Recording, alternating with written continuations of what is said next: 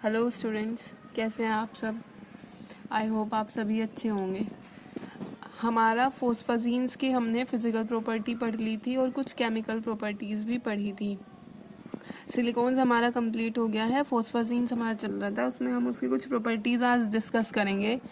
पहली है action of heat, यानी फोस्फाजीन्स हीट पे कैसे रिएक्ट करते हैं। On heating eight 250 degree Celsius यानी 250 डिग्री सेल्सियस पे हीट करने पर जो हमारा ट्राइमर होता है यानी ट्राइफॉस्फोनाइट्रिलिक क्लोराइड या फिर जो हमारा टेट्रामर होता है, वो दोनों पोलीमराइज करते हैं to give a rubber like elastic product. वो रबर जैसा इलास्टिक प्रोडक्ट देते हैं या फिर मिक्सचर देते हैं क्लोराइड्स का, जिनका की हाई मोलिकुलर वेट होता है। या तो वो इलास्टिक प्रोडक्ट देंगे, हमें इलास्टिक प्रोडक्ट देंगे, या फिर मिक्सचर देंगे क्लोराइड्स का हीटिंग पर। नेक्स्ट हमारी प्रॉपर्टी आती है nucleophilic substitution reactions. Nucleophilic substitution reaction different types के हम पढ़ेंगे कि इन पे कैसे रिएक्ट करते हैं हमारा ट्राइमर और टेट्रामर। मेनली हम इन दो को ही डिस्कस कर रहे हैं। The chlorine atoms of these polymers are very reactive and can be replaced by many nucleophiles. जो हमारा क्लोरीन एटम इनमें प्रेजेंट है, दो क्लोरीन एटम प्रेजेंट है जो फोस्फोरस से लिंक्ड है, और फिर फोस्फोरस डबल बॉन्ड से लिंक्ड है नाइट्रोजन से। तो वो हमारे जो क्लोरीन एटम है वो बहुत ज्यादा रिएक्टिव हैं और इजीली रिप्लेस हो सकते हैं अलग अलग न्यूक्लियोफाइल्स से। वो हमारे न्यूक्लियोफाइल्स कौन कौन से हैं, जैसे कि OH hydroxy group, NH2, OR, C6H5 phenyl, SCN thiocyanate, fluoride, by SN2 mechanism. SN2 mechanism follow करके न्यूक्लियोफिलिक सब्स्टिट्यूशन हो सकता है। The reactions are given as, reactions जो है न्यूक्लियोफिलिक उनमें से सबसे पहली आती है हाइड्रोलिसिस। हाइड्रोलिसिस में हमारा क्या होता है, the chlorine atoms in these compounds are quite reactive. On hydrolysis, some or all the chlorine atoms can be replaced by OH group। यानी हाइड्रोलिसिस कराने पे या तो कुछ या फिर सारे क्लोरीन एटम OH ग्रुप से रिप्लेस हो जाते हैं। The hydrolysis of trimer is slow. Trimer की हाइड्रोलिसिस स्लो होती है यानी धीरे धीरे होती है। And it can be completely hydrolyse by using aqueous ether. और अगर हम एक्वस ईथर यूज करते हैं तो जो पार्शियल हाइड्रोलिसिस होती है उसको हम कंप्लीट हाइड्रोलिसिस में कन्वर्ट कर सकते हैं। रिएक्शन हम देखते हैं, ये हमारा ट्राइमर है, ट्राइफॉस्फोनाइट्रिलिक क्लोराइड। स्ट्रक्चर ध्यान से देख लीजिए, हर रिएक्शन में ये स्ट्रक्चर बनाना ही है। प्लस 6H2O, 6 वाटर के मोलिक्यूल हमने प्रोवाइड कराए, तो क्या हुआ, 6 HCl हमारे निकल गए, यानी कि सारे Cl और H2O में से H2O डिसोसिएट हुआ H ion plus OH ion में। OH आयन ने रिप्लेस कर दिए सारे क्लोराइड्स हमारे, और वो Cl H आयन के साथ मिलके HCl बना दिया, तो 6 HCl निकल गए। और Cl की जगह सब जगह हमारा सब्स्टिट्यूट कौन हो गया, OH एटम सब्स्टिट्यूट हो गया। ये हमारा बना ट्राइमेटाफॉस्फेमिक एसिड। इसका नेम है ट्राइमेटाफॉस्फेमिक एसिड, जो आइसोमराइज हो जाता है। आइसोमराइजेशन होने पर ये हमें देता है ट्राइमेटा इमिडो फोस्फोरिक एसिड। ये जो NH आता है इसकी वजह से नेम आया इमिडो। क्या हुआ, ये यहाँ पे जो OH था वो OH H रिप्लेस हुआ, यहाँ डबल बॉन्ड था, मतलब कि नाइट्रोजन और फोस्फोरस के बीच में जो डबल बॉन्ड था वो डबल बॉन्ड तो सिंगल बॉन्ड में कन्वर्ट हुआ, और H आयन यहाँ से यहाँ पे आ गया और ये डबल बॉन्ड में कन्वर्ट हो गए। तो ये हमारा बना trimeta imido phosphoric acid. Structure ध्यान से देख लीजिए, अपने नोटबुक में बना लीजिएगा। The hydrolysis of tetramer takes place rapidly by boiling water. Hydrolysis जो टेट्रामर की होती है अगर बॉइलिंग वाटर में कराए तो बहुत जल्दी हो जाती है, लेकिन हमने पढ़ा है ट्राइमर की हाइड्रोलिसिस स्लो होती है और टेट्रामर की अगर उबलते हुए पानी से कराएं तो फास्ट होती है। ये हमारा टेट्रामर है, टेट्राफॉस्फोनाइट्रिलिक क्लोराइड। इसको हमने 8 वाटर के मोलिक्यूल प्रोवाइड कराए, क्योंकि 8 Cl प्रेजेंट है इसलिए 8 वाटर मोलिक्यूल्स प्रोवाइड कराए। 8 HCl हमारे निकल गए। सेम रिएक्शन है जैसे ट्राइमर में पढ़ी है, सेम वैसे ही होगा, सारे Cl निकलेंगे, OH आयन हमारा जाएगा, H आयन और Cl आयन मिलके HCl बनाएंगे। ये हमारा, ये भी फोस्फेम बन गया, फोस्फेमिक एसिड बना। ये आइसोमराइज होकर ये हमारे सारे OH लग गए, Cl की जगह Cl को रिप्लेस कर दिया OH आयन ने। फिर हमारा आइसोमराइजेशन हुआ। आइसोमराइजेशन होके क्या हुआ, वही सेम प्रोसीजर है जो दो OH थे, एक OH का H आयन नाइट्रोजन से जुड़ा और वो जो डबल बॉन्ड नाइट्रोजन और फोस्फोरस के बीच में था वो डबल बॉन्ड ऑक्सीजन और फोस्फोरस के बीच में आ गया। यानी कि N ने अपना डबल बॉन्ड तोड़ा होगा, H से H आयन गया होगा, वो डबल बॉन्ड H आयन के साथ बॉन्ड बनाने में यूज हुआ नाइट्रोजन और हाइड्रोजन के बीच, और जो ऑक्सीजन पे निगेटिव चार्ज आया होगा H आयन के जाने के बाद वो निगेटिव चार्ज यूज हो गया डबल बॉन्ड बनाने में। वो आप इजीली समझ सकते हो। स्ट्रक्चर ये है जो आइसोमराइजेशन के बाद बना, यानी कि हाइड्रोलिसिस पे ये फाइनल प्रोडक्ट बनता है टेट्रामर में, और ट्राइमर का आप पीछे देख चुके हो। In the presence of an acid की प्रेजेंस में, यानी अगर एसिड हाइड्रोलिसिस कराएं, both trimer and tetramer are hydrolyse to give phosphoric acid and ammonia. दोनों ट्राइमर और टेट्रामर हाइड्रोलाइज होते हैं फॉस्फोरिक एसिड देने के लिए प्लस अमोनिया। ये PnCl2 होल थ्राइस यानी ट्राइमर है, 12H2O प्रोवाइड कराए। वहां सिंपल हाइड्रोलिसिस में 6 प्रोवाइड कराए थे, यहाँ 8 कराए थे।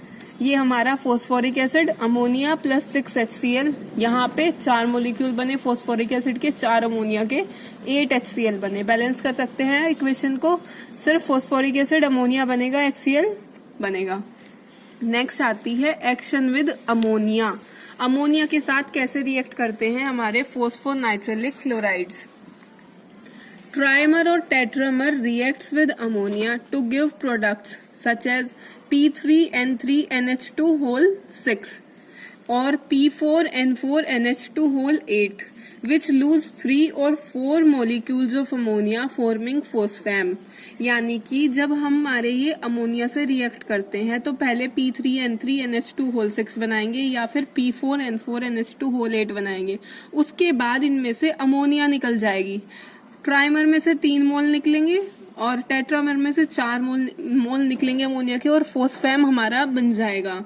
रिएक्शन देख लेते हैं। ये ट्राइफॉस्फोनाइट्रिलिक क्लोराइड है हमारी, 12 अमोनिया प्रोवाइड कराए हमने। 12 अमोनिया प्रोवाइड कराने के पे क्या हुआ, 6 तो हमारे 6 Cl और 6 H यानी 6 NH3 और 6 Cl ने मिलके -6 अमोनियम क्लोराइड यानी 6 मोल अमोनियम क्लोराइड के हमारे निकल गए।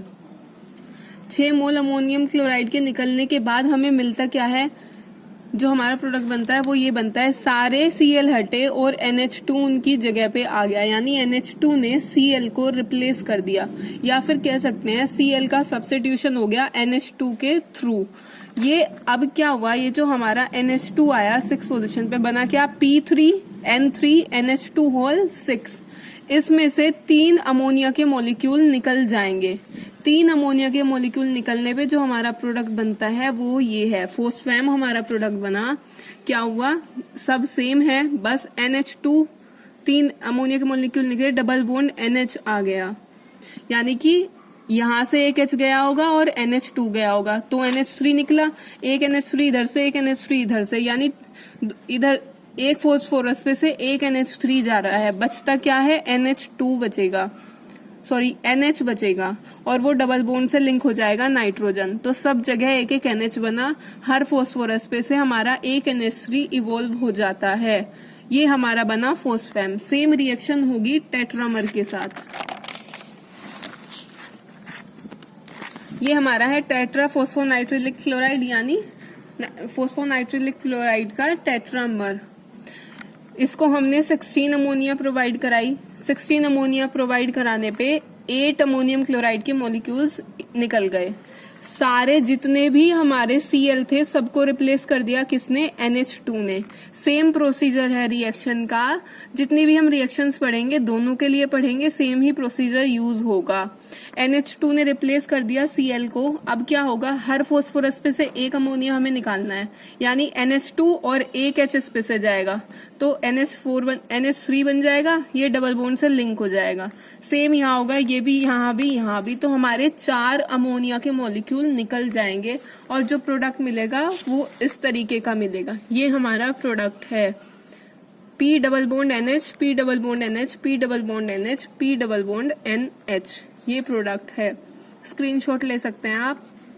नेक्स्ट रिएक्शन आती है reaction with alcohol and alkoxide.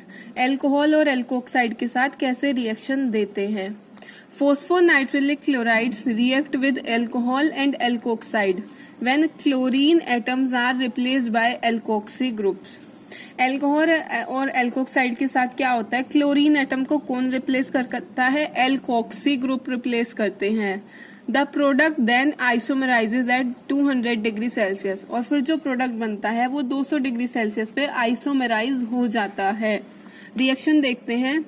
ये हमारा ट्राइमर है, हमने इसको 6 मोल्स प्रोवाइड कराए इथेनॉल के, 6 एल्कोहल के मोल्स प्रोवाइड कराए, तो 6 ही HCl निकले, यानी यहाँ से H और Cl, सारे Cl और 6 H आयन ने मिलके क्या बनाया, 6 HCl निकल गए।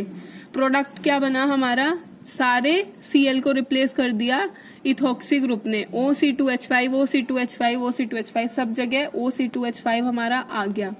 अब 200 डिग्री सेल्सियस पे ये आइसोमराइज हो जाएगा। आइसोमराइज होके ये क्या बनाता है, आइसोमराइज होके जो हमारा प्रोडक्ट बनता है वो ये बनता है कि OC2H5 था, यहाँ पे भी, यहाँ पे OC2H5, वो C2H5 निकला, P डबल बॉन्ड N था, N ने डबल बॉन्ड तोड़ा इससे और C2H5 को जोड़ लिया, यानी C2H5 पॉजिटिव निकला। जो N ने अपना बॉन्ड वापस लिया था वो इलेक्ट्रॉन यूज हुए इससे बॉन्ड बनाने में, और जो O पे निगेटिव था वो यूज हो गए फोस्फोरस से बॉन्ड बनाने में, यानी प्रोसीजर सेम यूज हुआ है जो पिछले रिएक्शन में था। वहां पे कुछ और निकल रहा था, यानी कि वहां पे अमोनिया निकल रहा था और तब नाइट्रोजन बॉन्ड बना रहा था। यहाँ पे C2H5 इधर चला गया, P डबल बॉन्ड O, यानी एक फोस्फोरस पे एक तो डबल बॉन्ड O है और एक OC2H5 है। ये O का C2H5 सारे नाइट्रोजन पे हमारा चला गया। ध्यान से प्रोडक्ट देख लीजिए, स्क्रीनशॉट ले लेना। नेक्स्ट आता है रिएक्शन, सेम रिएक्शन टेट्रामर के साथ भी है, मैंने नहीं लिखा है। सेम प्रोसीजर होगा, सारे Cl हटेंगे, टेट्रामर में से OC2H5 जुड़ेगा, उसके बाद 200 डिग्री सेल्सियस पे आइसोमराइज होगा और एक फोस्फोरस पे डबल बॉन्ड O और OC2H5 बचेगा, बाकी कुछ नहीं है, सेम रिएक्शन है। नेक्स्ट रिएक्शन आती है reaction with benzene. PnCl2 whole thrice, यानी ट्राइमर की खाली हम बात कर रहे हैं। Reacts with benzene in the presence of anhydrous AlCl3 to form phenyl derivative. Trimer जो होता है वो बेंजीन के साथ रिएक्ट करके एनहाइड्रस AlCl3 की प्रेजेंस में फिनाइल डेरिवेटिव हमें देता है।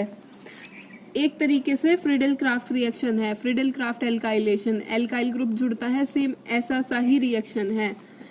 अब देख लीजिए, ये हमारा ट्राइमर है, इसको हमने 2 मोल बेंजीन के प्रोवाइड कराए, किसकी प्रेजेंस में, एनहाइड्रस AlCl3 की प्रेजेंस में, तो 2 H आयन निकले, यानी फिनाइल ग्रुप रह जाएगा। 2 H आयन और AlCl3 में से Cl बचा, बना क्या, सॉरी यहाँ से Cl बचा, बन क्या गया, 2 HCl हमारा निकल गया।